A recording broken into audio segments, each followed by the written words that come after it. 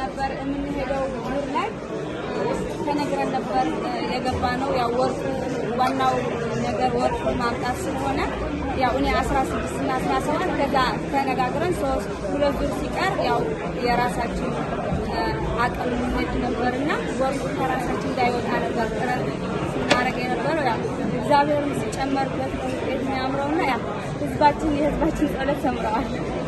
መጀመሪያ ዝግጅታችሁ የዛ የነበረው ዝግጅታችሁና እዚህ ደግሞ ከመጣችሁ በኋላ ያለው ዝግጅት ሞቃት ነው። ይሄ እዛ ደግሞ ቀዝቃዛ ነበረ።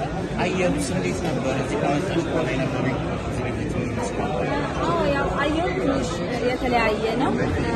እዛ ትንሽ በአሁኑ ሰዓት ክረምት ነው፣ እዚህ ደግሞ ትንሽ ሞቃታማ ነውና ያው ቢሆንም ያው እንወጣዋለን ለሁሉም አንድ ስለሆነ ያው በማለት ነው ወደ ውድድር የገባነው። ውድድሩ ሲፋን ነበረች በመሀል በሙሳም አክስል ወርቃ ነበረ። አንቺም እግርሽ ላይ ደግሞ እየታየ ነበረ። ምንድነው የተፈጠረው?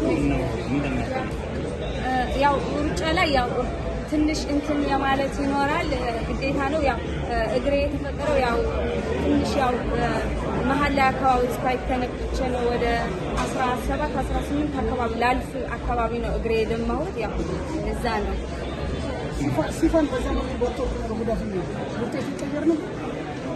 እኔ ያው እስከ መጨረሻ ድረስ እኔ በጭራሽ እጃት ብዬ ነው የገባሁት። ምክንያቱም እኔ ህዝቤ ሳፖርት ያደርገኛል ከሚገባ በላይ እኔ ወርቅ ማምጣት ምን ያህል እንደሆነ የህዝቡን እንትን አይቻለና እኔ ያው ከጎኔ ሆኖ ሳፖርት ያደርጉኝ የኢትዮጵያ ህዝብ አሉና እነሱን በቃ ለነሱ ለማስደሰት ለራሴን ታሪክ ስለሆነ በቃ እስከ መጨረሻ ተስፋ አልቆረጥኩም።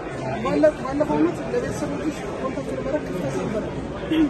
አሁንስ ያው እያደረኩ ነው እየደወልኩ እንጂ ምናልባት ይሄን ድል